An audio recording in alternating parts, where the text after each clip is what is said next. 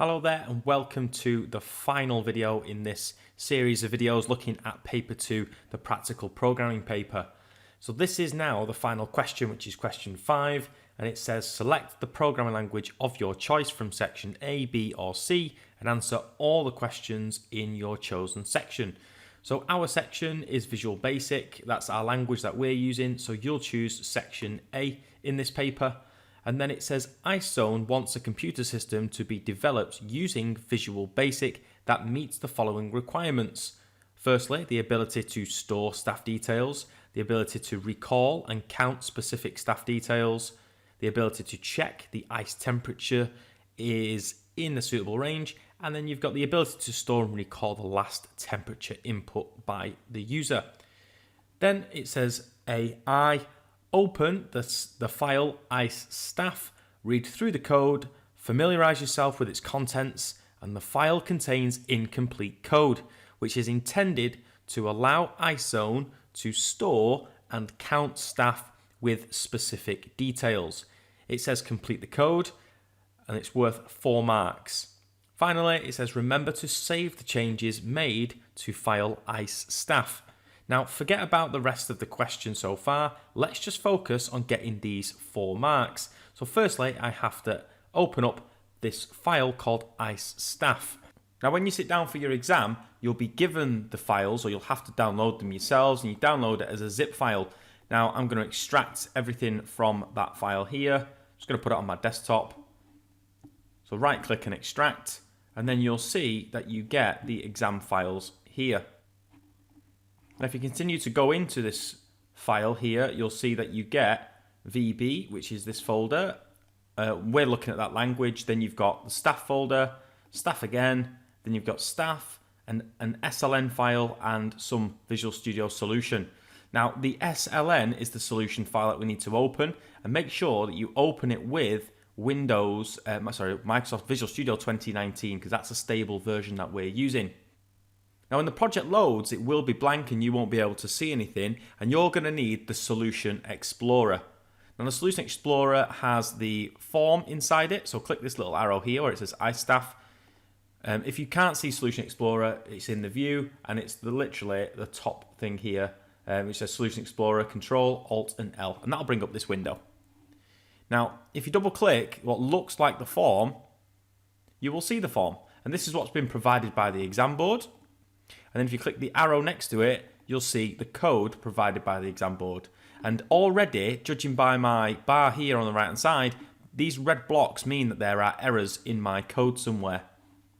Now, we've got 4 marks and we need to fix this code and get it running. It needs to do 2 things. It needs to, 1, save a record, and it also then needs to count specific staff details. So looking at this here, I've got 4 boxes. I've got staff ID, first name, surname, and postcode, and I'll obviously write something in there, and then I save it. Now, in order for me to save it, I'm going to have to probably action it with an event or click a button or something. Now, judging by this line here, I'm going to go through. I'm just going to explain very quickly what is going on in the code.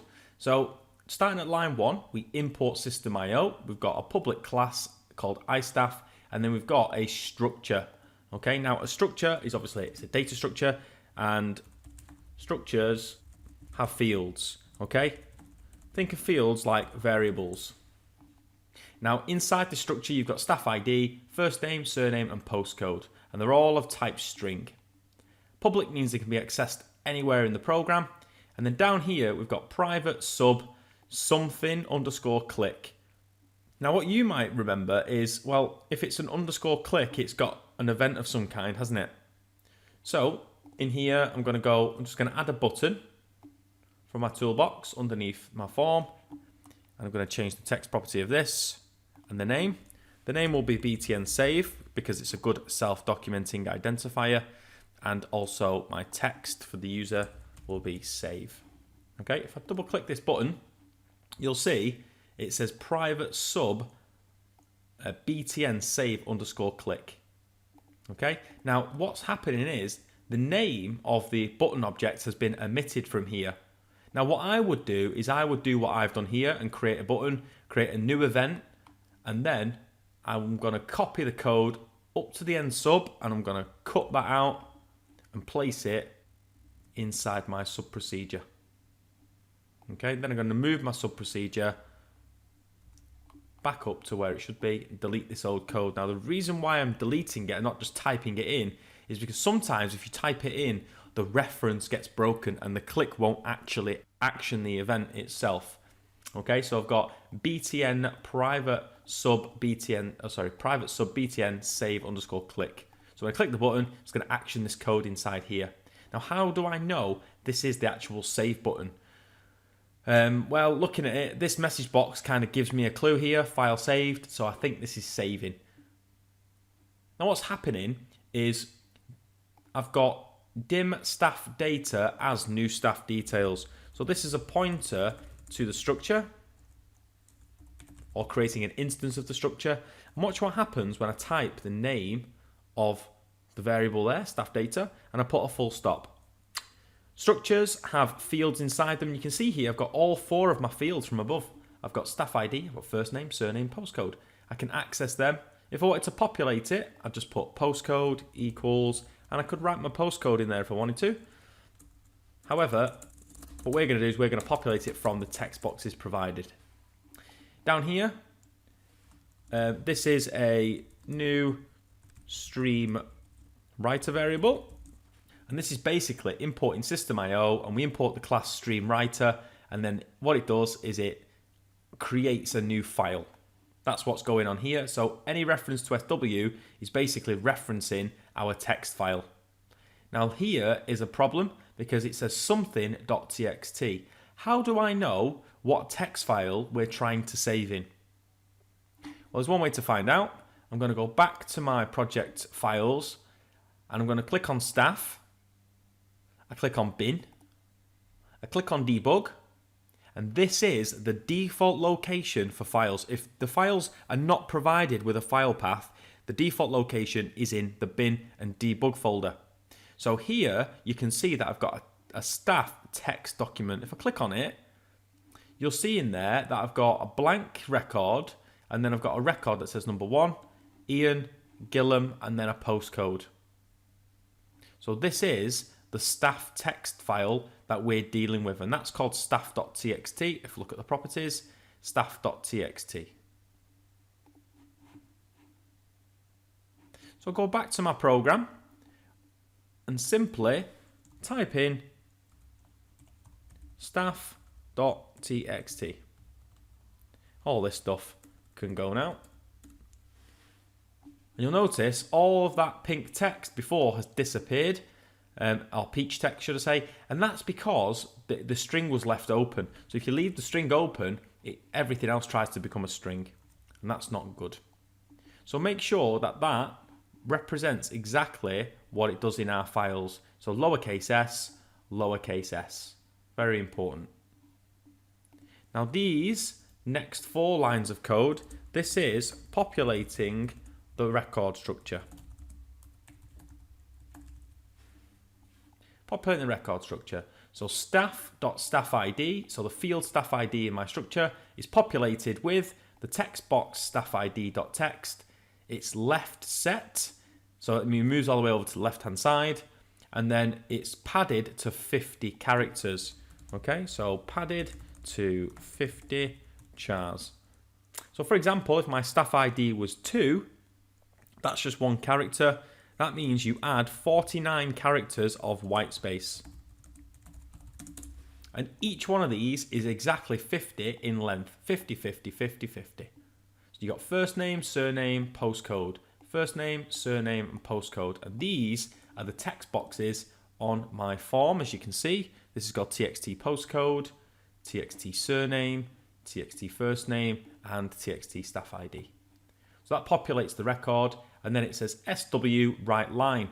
So call the stream reader that we created before. Sorry, call the stream writer that we created before, and write the line to it. And what you're going to write to it, you're going to write staff.staffid and staff data and staff surname and the postcode.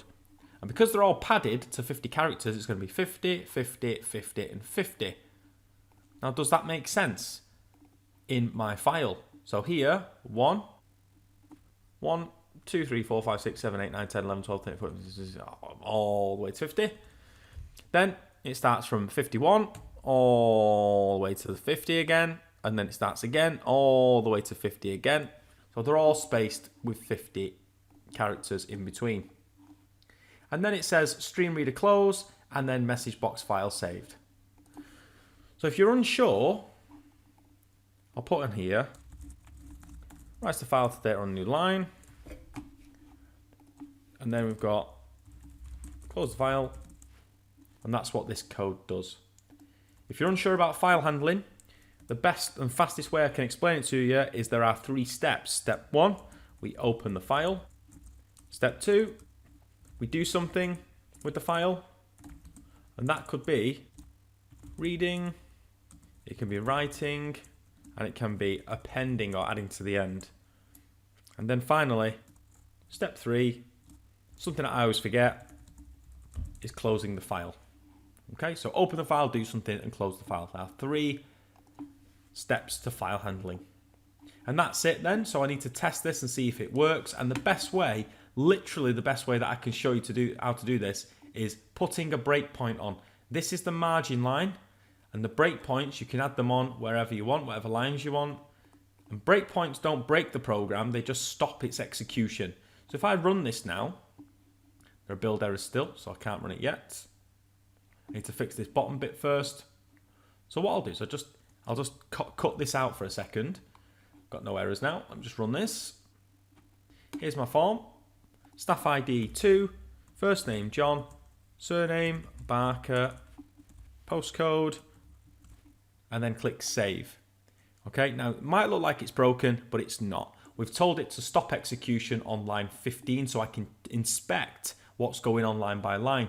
I'm going to use these 3 arrows at the top here, step into or F11, step over or F10, and step out, which is shift F11. So if I hit F11, it jumps down to line 20 and it creates the record structure. There you go, record structure created, and it's got 4 fields with nothing in them so far. Create a new stream reader, sorry, my stream writer. And then I've got populate it. So if I populate these, what you'll see if I hover over it again, John, padded out, postcode padded out to 50, 2 padded out to 50, Barker padded out to 50, then write the line into the file, it's done that, close the file, and then pop a box to the screen that says file saved. Click OK, done, and it shows up again.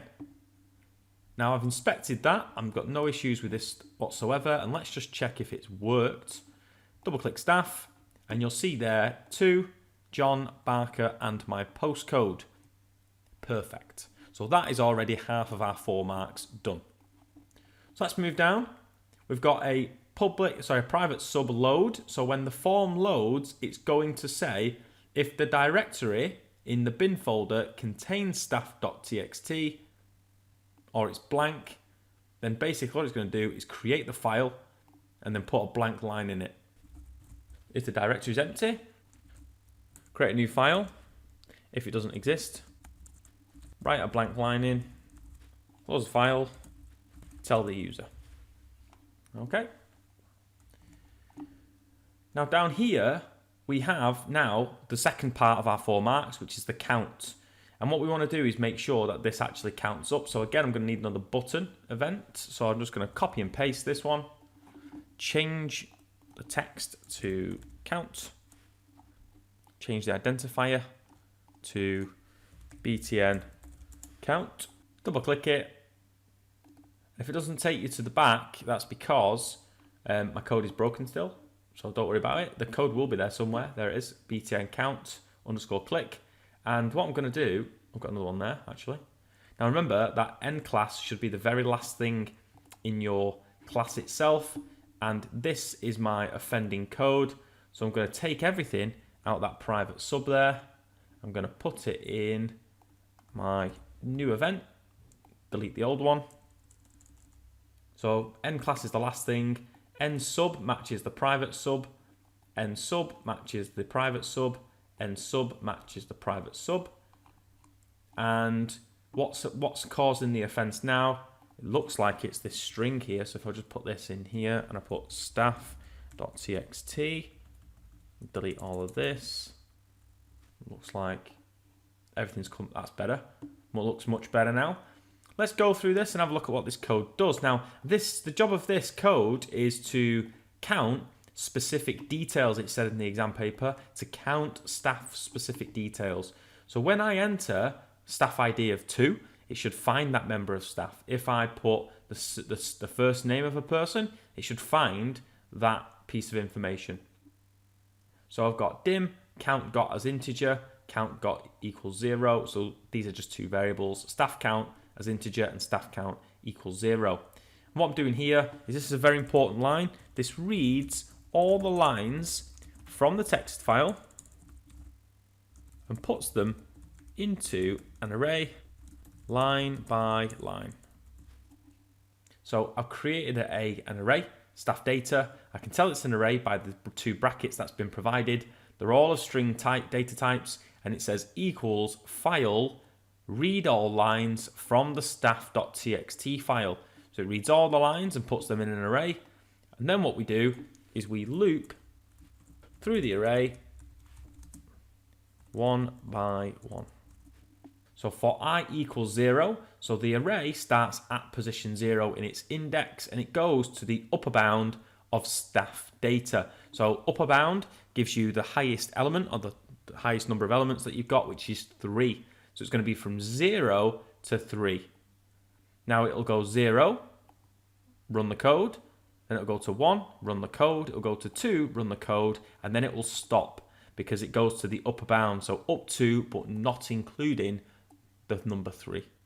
Count got is going to be set to 0, and then it says if trim mid staff data I1 50 equals staff ID dot text and not staff ID dot text equals nothing, then count got equals count got plus 1. So this is a single line if statement, and it looks like they all do the same, but they all have different start positions. Now it can look quite confusing, this line, so let's just explain it to you.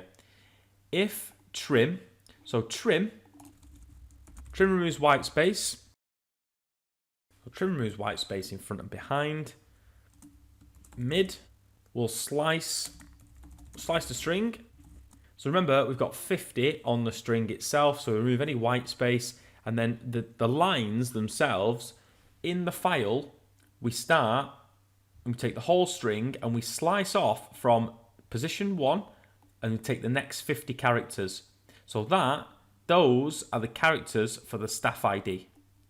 Then after that 50 have been taken, starting at position 51, take the next 50 characters and that's the first name.